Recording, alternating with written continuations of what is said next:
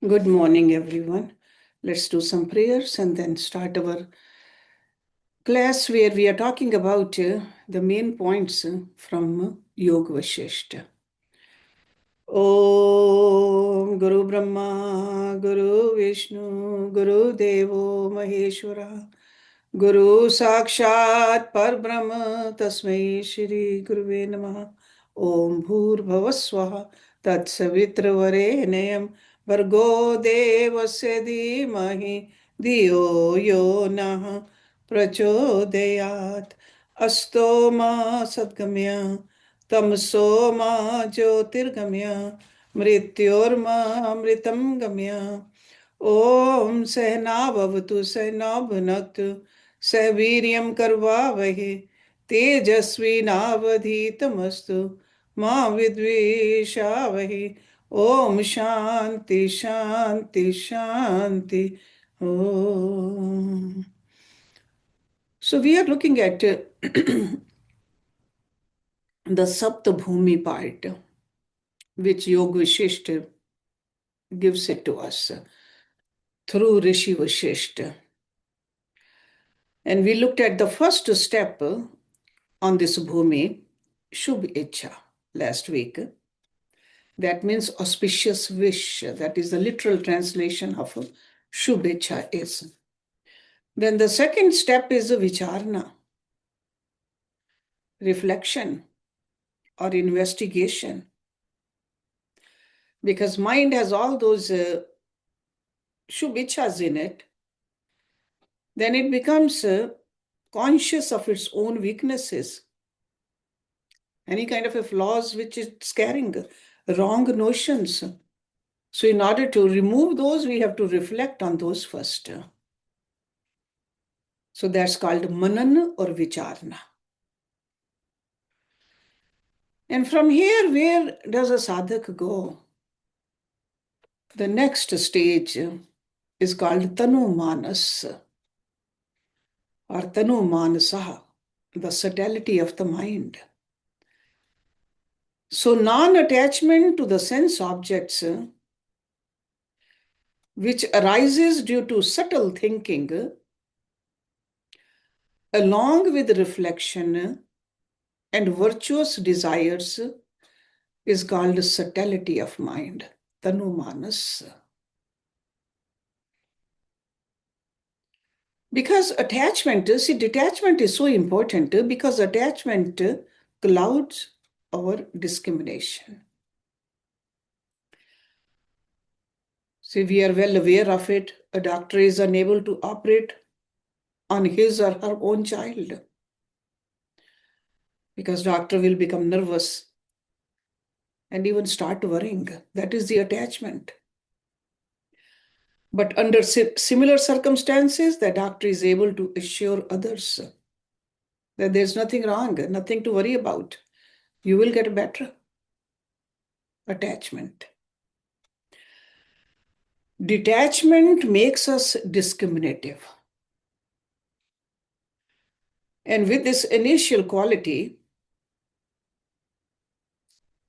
at least in a relative measure, a seeker takes to the spiritual journey without regrets about leaving the old ways.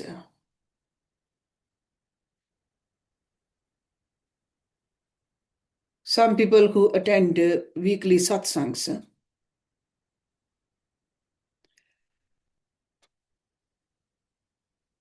even after attending the satsangs, they will leave it at a first opportunity. Something else comes up. But people who reflect upon it, the deeper meaning of life, they will let go of the secular activities. They will not let go of the sacred activities. That is a subtlety of mind.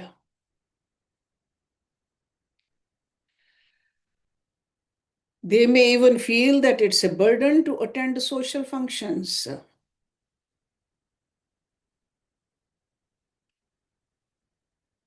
Because the good deeds and a value-based life become natural for them.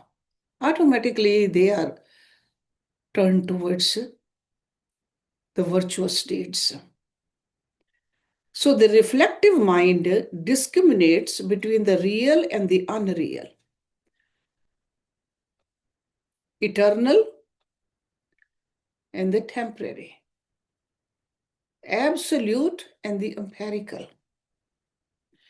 So this state of detachment is called Tanu Manas, subtlety of the mind. Remember, a person does not reach this state unless he has already walked upward towards it with the first two qualities. So from here, where does a seeker go? The next step of spiritual maturity, after gaining this clarity of thinking, there is a greater detachment. Because there are degrees of detachment. When the mind becomes pure by the practice of the above three steps, and by the power of withdrawal from the objects, now a seeker is abiding in the true self. Because mind, if it's not, you are stopping the mind from going into the worldly objects, worldly places. Where will it go? It will go inward. And when it goes towards this true self, it's called Sattvapati. Absorption into being. Because this is a nature of the mind. It wants to go somewhere. We have never controlled it, so it just keeps on going outwardly. But once we give this kind of a direction to our mind, it goes inward. That is a Sattvapati. So it's almost like after graduating from the primary or elementary school, a student goes to a middle school. So these first three stages are the elementary grades of spiritual life, actually. Only after these three you begin to encounter with the truth.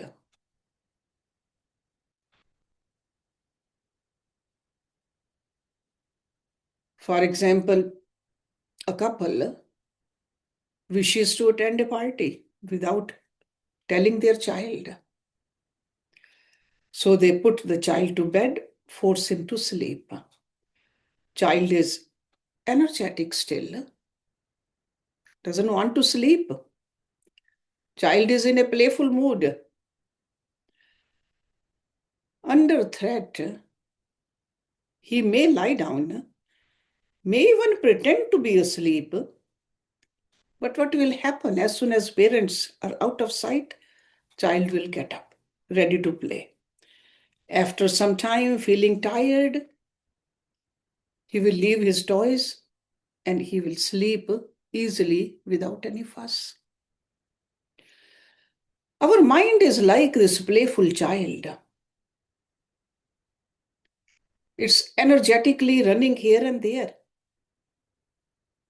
Countless preoccupations, desires, and also worries. They agitate our mind. Even though we may sit in a meditating posture, but we find it impossible to meditate.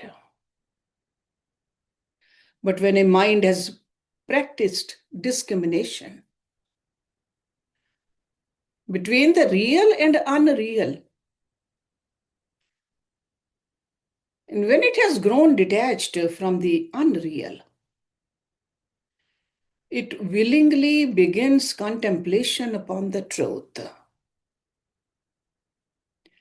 And the state where the seeker starts to see glimpses of the truth is called Sattvapati. And this is what we are talking about at this stage.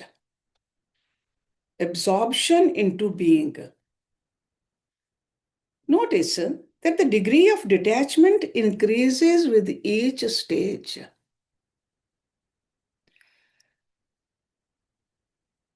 We can say that on the measuring rods of spiritual progress is our degree of detachment.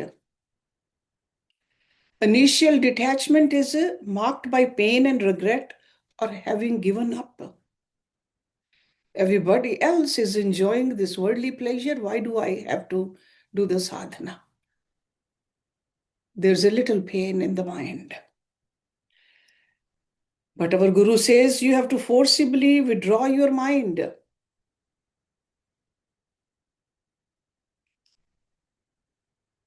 After practicing some time, even the thoughts about the objects, they could be powerful, but they arise occasionally. That is the effect of this sadhana. But sadhana coupled with knowledge. So these desires weaken with time and practice until we forget the objects totally. Thereafter, we wonder how could we ever be attached to them in the first place? Why was I wasting my mental energy on these worldly things? This level of detachment leads to us to the next stage, which is called asasankti, where the spectacle of pure being has a shot forth. That means you had a glimpse of that truth. And how did that glimpse come up? By the practice of these 4 steps. And as a result of that, you reached to this state which Rishi Vashisht is calling asasankti.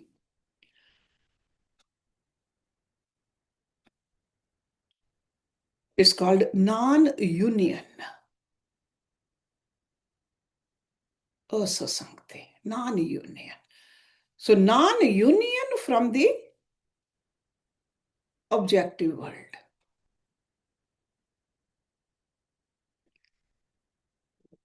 So going back to our example of the school, so graduating from the primary and the elementary school, you enter the high school of spiritual experience.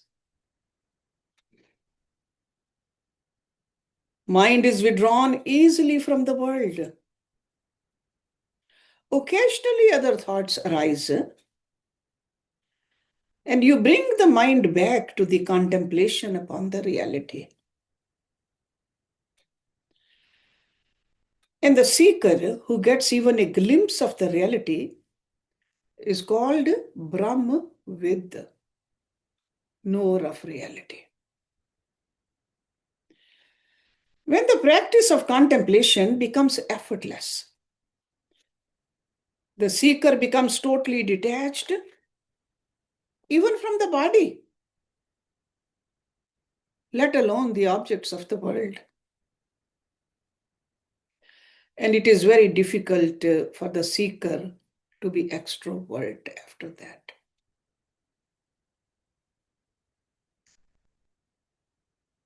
Because the experience of the reality is ever vivid and abiding.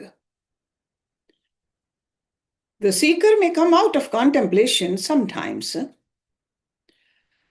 but abide again in the truth.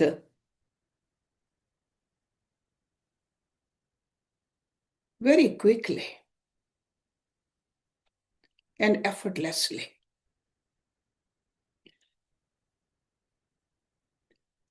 So you sit down in your meditation, on your meditation seat. Very quickly you can absorb your mind into that light, who you are. Because you know that's where the peace resides. That's where the truth resides. In fact, to come out of this stage is difficult. But go into this stage has become very easy for you. But remember, it happened because you worked on the detachment, vairagya, and abhyas. Those are the only two things. Of course, with the knowledge, gyan. So such a state is called asasangati, non-union. And what happens after that? Because these are only 5 steps. From the practice of these 5 steps and the absence of thoughts of inner and outer objects, there is a state of thoroughly reveling in one's own self. The perception of the world then arises out of long efforts.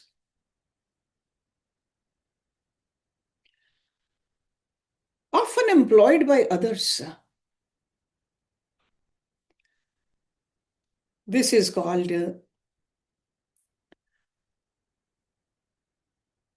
padartha nam abhavnat.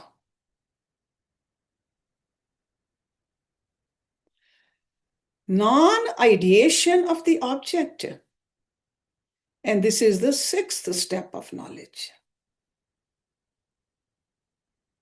or 6th step of this growth. First, you have to make the effort to go inward. Now it takes a lot of effort from others to take you out of this stage. So after schooling, the student enters a university, earns a bachelor's and a master's degree. In a spiritual context, this is described here as the 6th stage.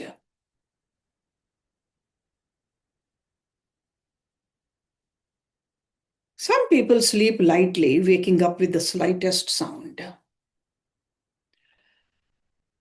They experience the joy of sleep but are unable to abide in it. They don't get a deep sleep. But there are others who are sound sleepers. Sound sleepers enjoy a good sleep. They wake up on their own. And some others are heavy sleepers who need to be dragged out of the bed by others. An ignorant person is like the one suffering from insomnia, not having tasted the joy of reality. The seeker who is still in the 4th state is like the light sleeper who gets glimpses of reality. The 5th is the state like that of the sound sleeper. And the 6th state is comparable to that of a heavy sleeper. So the seeker remains deeply absorbed in samadhi for days, months, or even years. Only with long efforts, others are able to pull him or her out of the samadhi. And that also for a very short period. This practitioner will go right back into samadhi. In the state of ignorance, we experience the world of objects as perceptions outside. And we also see the memories within. The world is considered real. And we think there's an independent existence to it. But when we reflect upon it,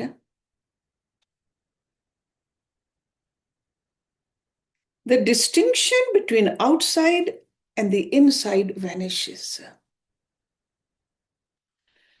Because we are understanding it intellectually. All the experiences, inside or outside, are only thoughts. And all the thoughts depend upon me, the consciousness, for their existence. That's why the wise say that that must be unreal. In deep contemplation, when there is a vision of the reality, the non-existence of objects, and also their illusory nature become an actuality. There remains no perception of the world, because the person is always immersed in the self. Even when that person comes out of samadhi, still immersed in the self.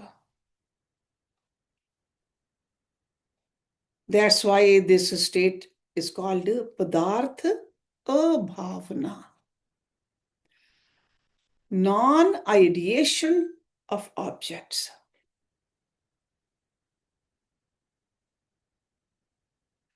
Now from here, where does the practitioner go? Because these are the 6 stages. The 7th is called Turyaga. By the long practice of these 6 steps, and by the non-cognition of differences, that abidance which takes place in one's own being is known as the 4th. Actually, it's called 4th also, Turyaga. 4th state of consciousness.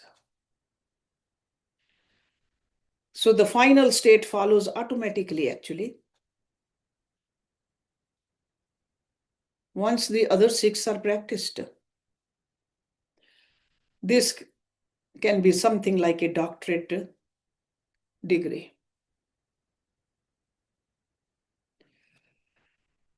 It is also called Nirvikalp Samadhi,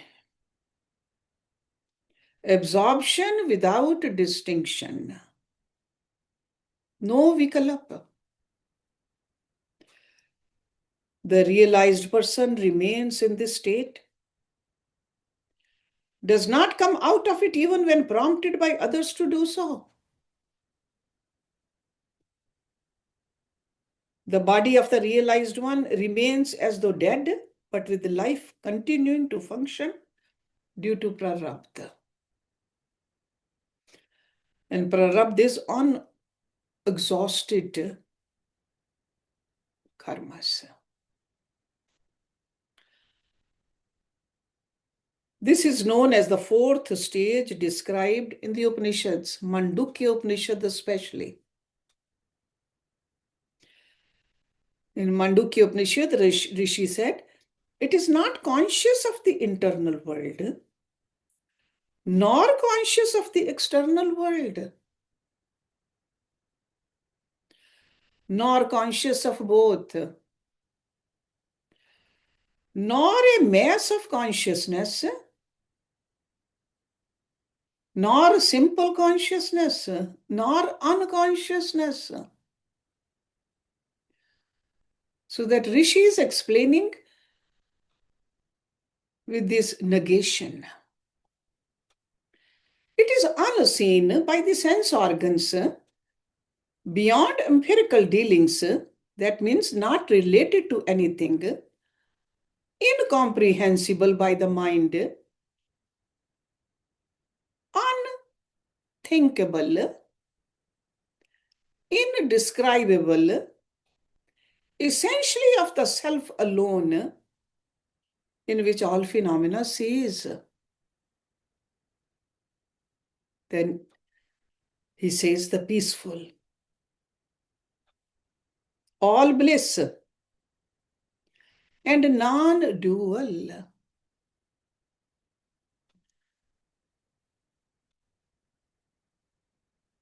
The Rishi says, this is the 4th, Turiya.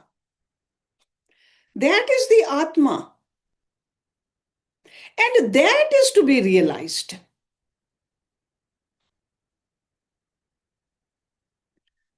So we studied that in Mandukya Upanishad, if you remember. So this state is called the fourth state, only as a distinction from the other three states of waking, dream, and deep sleep. Because normally we experience these three.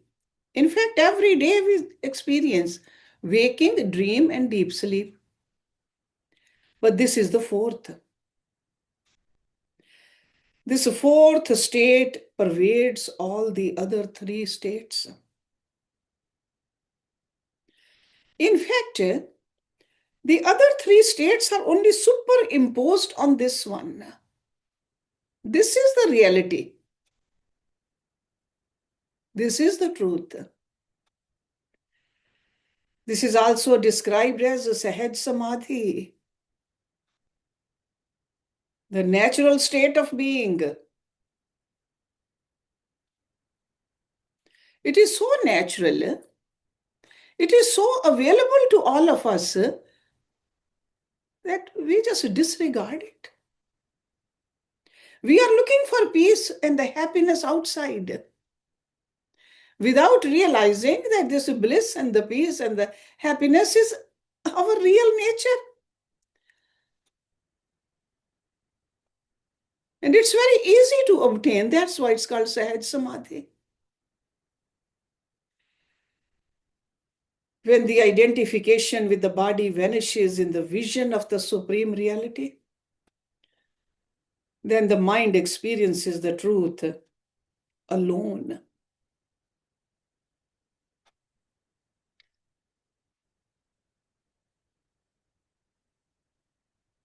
We know that when we see the birds flying, where does it go?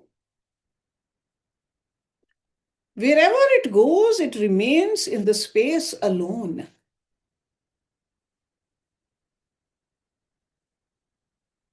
So this kind of a practitioner, wherever he goes, because practitioner knows I'm not the body, I'm not the mind, I'm not any of these upadhis.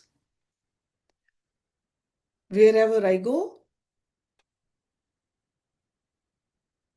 it is the God everywhere, that light everywhere. This level of practitioner is called Brahm with Varishta. That is a Sanskrit term our Upanishads use. The greatest knower of reality.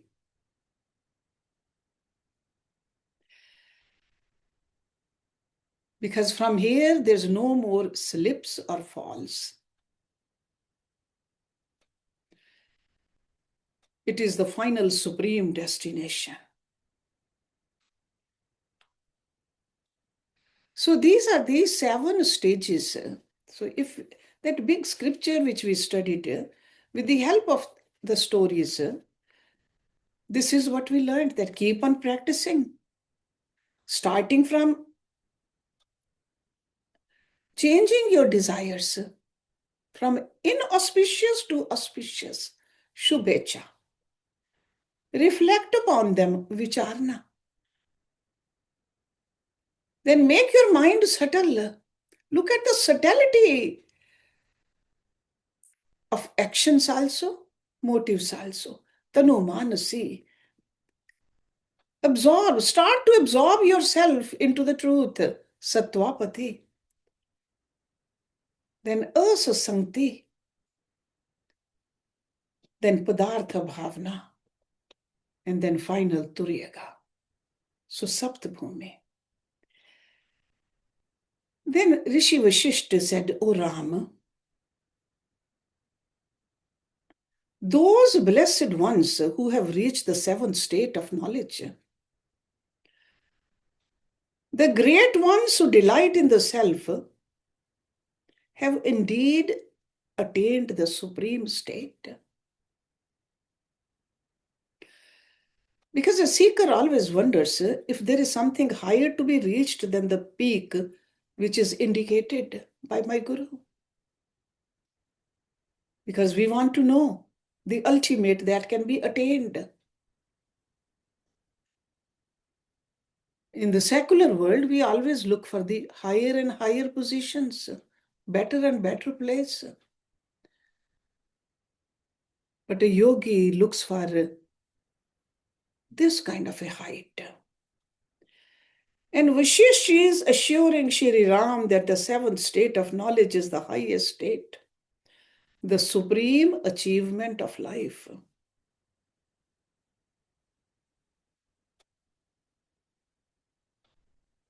Just like a materialist measures achievement by the amount of power, fame, money he has collected, the same way a practitioner, a sadhak, measures achievement by the amount of detachment. Detachment from power, worldly power. Detachment from fame. Detachment from money. As well as the degree of absorption what has in the self. That's how we measure our success. So the highest achievement is when we can revel in the self alone.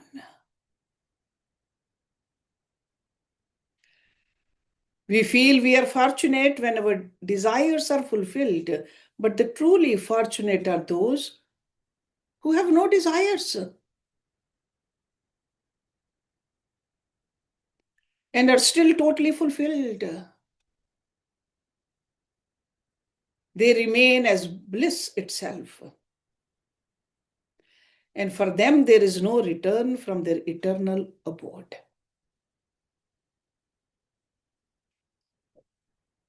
They are the greatest. Even the great kings and the devatas of heaven, they worship these yogis. Even in Ramayana, King Dashrath, very powerful king, he had everything. But he will go to the ashram of Rishi Vashisht to get the knowledge, to get the answers, to get the blessings. The fourth state of consciousness, which we call Turyaga, exists only in those who are liberated while living, which is called a Jivan Mukta. In the Sanskrit verse of this Yog Vashisht, it says, Jivan Mukteshu cha esha hi turya avastha ihi vidyate. Thereafter is the state beyond the fourth, which is the realm of liberation without the body. Videh mukti vishyaha turye atitam ataparam. So there's a Jivan Mukta, then there's a Videha Mukti. These seven stages are attainable only by the wise, he says. So the seventh state, called Turiya, is the highest state. This is the state of a liberated soul. There's nothing beyond this state.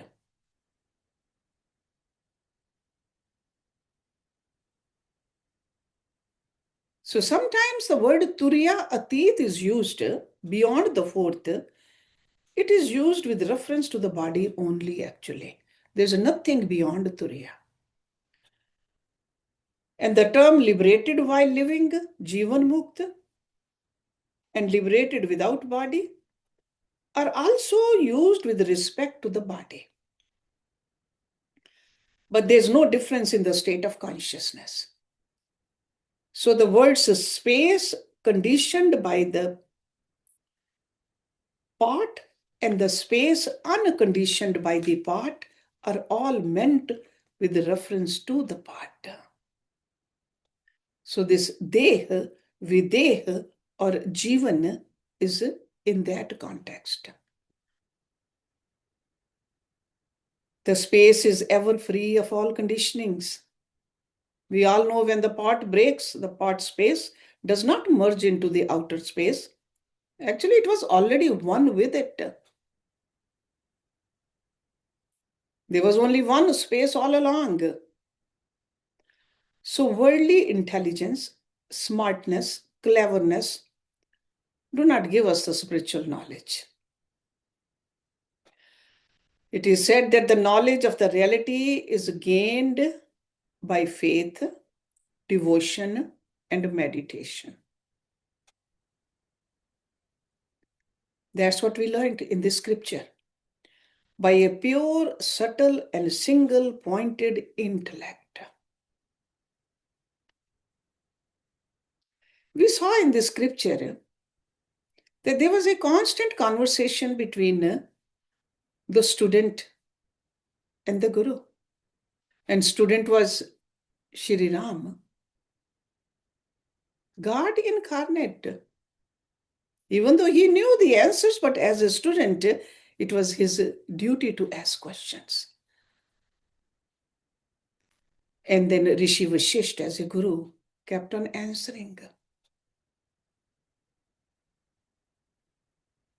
There was a question asked by Shri Ram. Oh Lord, how is the crossing of the sansar possible for the ignorant? Because all these stages are for the wise. But if a person is ignorant, how is the crossing of the sansar? And he used the word moodasya, mood person. Moodasya aprapt yogasya katham utranam bhavet. How is the crossing of the sansar possible for the ignorant? One who has not taken to yoga, he says. Aprapt yogasya. Because those 7 stages are stages on the path of yoga.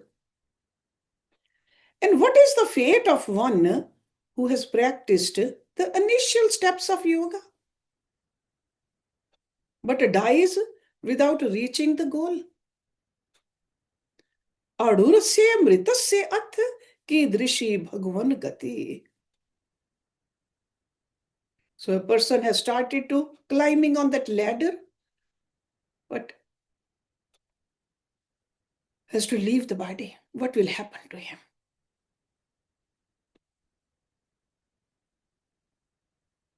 Majority of people in the world don't even get started on the spiritual journey. Why? Because they're so immersed in the pleasure seeking or even the evil ways. They do not see the need for spirituality in their lives. Majority of the people are like that. But there are others, they see the need, but their desire for this is very superficial. They say, I don't mind reading the Gita, but I have nothing else to read.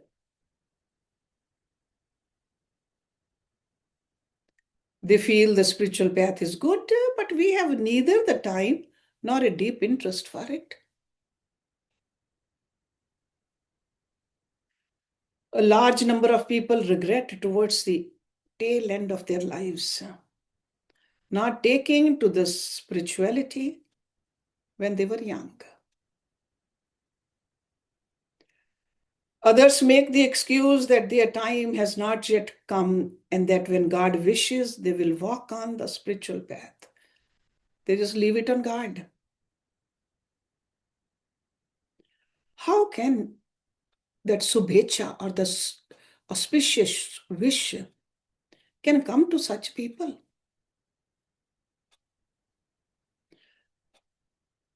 And how and when will they cross the sansar, the cycle of transmigration?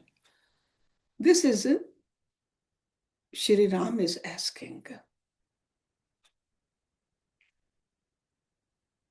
But on the other hand, some people are already seekers on the spiritual path. But their practice is left unfulfilled due to their physical death. They did not reach the final destination because of a lack of time. It could be they started late, or maybe their sadhana was not intense enough. They were lacking sincere effort. Or maybe they had many distractions. There could be many reasons. They may have progressed up to the higher stages of practice, or maybe they were still in the initial states when they died.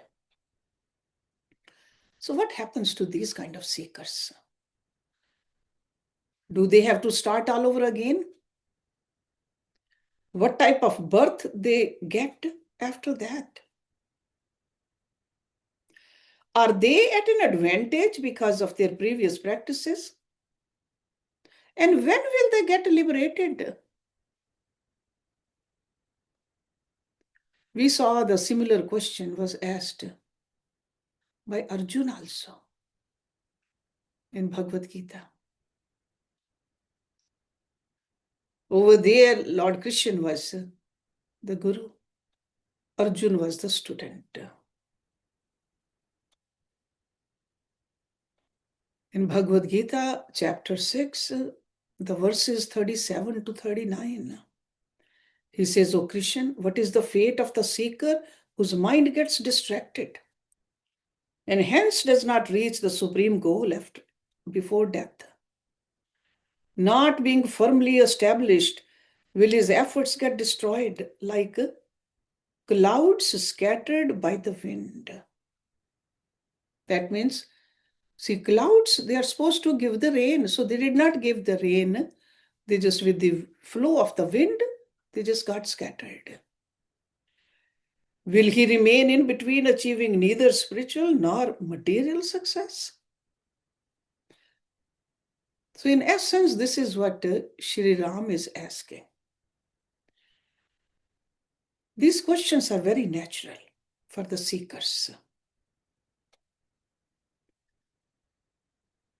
And next week, we will see the answer which is given by Rishi Vashisht, because it is important for us to know at this point where we are practicing, and we got to have the clarity that we are, how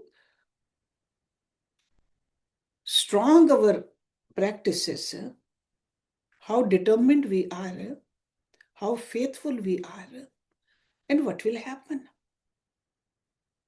So we will spend another 45 minutes or so next week to just cover this. Thank you very much. Om Purnamada Purnamidam Purnat Purnamudachyate Purnasya Purnamadaye Purnameva Vishishyate. Om Shanti Shanti Shanti Om.